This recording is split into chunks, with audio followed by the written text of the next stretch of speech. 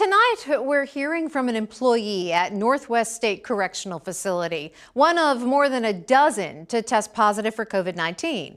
NBC5's Tom Garris joins us live. And Tom, he's been sharing his story, but thankful to only have mild symptoms.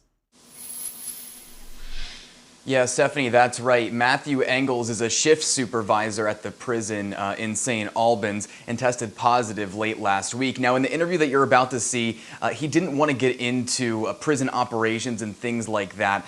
Although on social media, talking about his own personal experiences, he's been very forthcoming with friends and family as he's isolating at his Franklin County home. I was able to speak with him over Zoom today. Take a listen.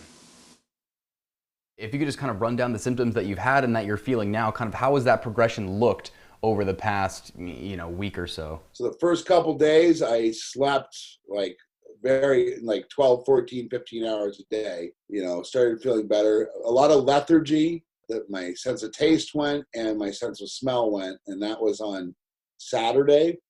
And then I think I got my sense of taste back like maybe Tuesday or so, but I still have no sense of smell at all. What was it like going through that test and finding out that you were one of the people working there that has COVID-19? The test is this swab that they put up your nose, and it's a long swab. It felt like it was touching the edge of my brain. Mine was one of the first ones to come back as a positive. So I was shocked because I didn't think that I had it. At this point, do you know where you could have contracted this?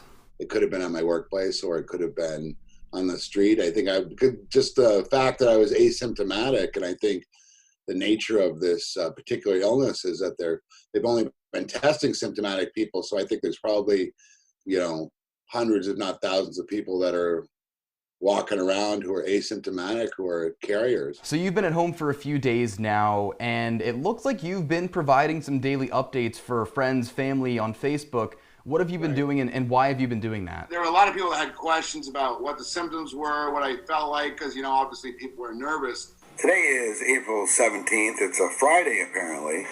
So part of the hard part is like never knowing what day it is anymore.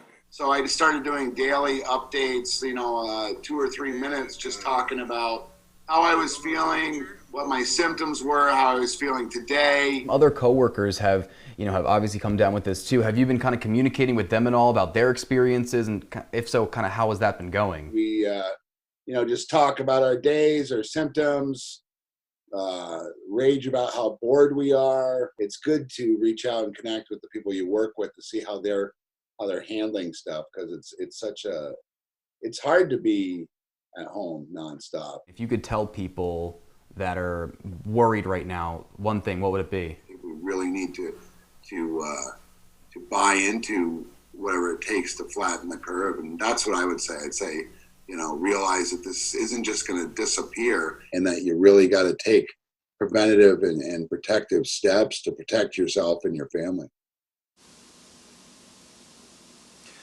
So Engels has really been keeping some high spirits. You could see it in the interview there. He says he's been keeping his distance from his wife in their home. He's been passing the time a lot by podcasting for hours a day, where he does a deep dive into music, and a recent one was titled The COVID-19 Blues. But again, very lucky to be doing well right now. His 14-day quarantine is going to wrap up next Thursday, and he tells me that there's plans being developed right now to retest people that work there, and that they're going to have a plan to hopefully get them back to work when everything is safe. Stephanie?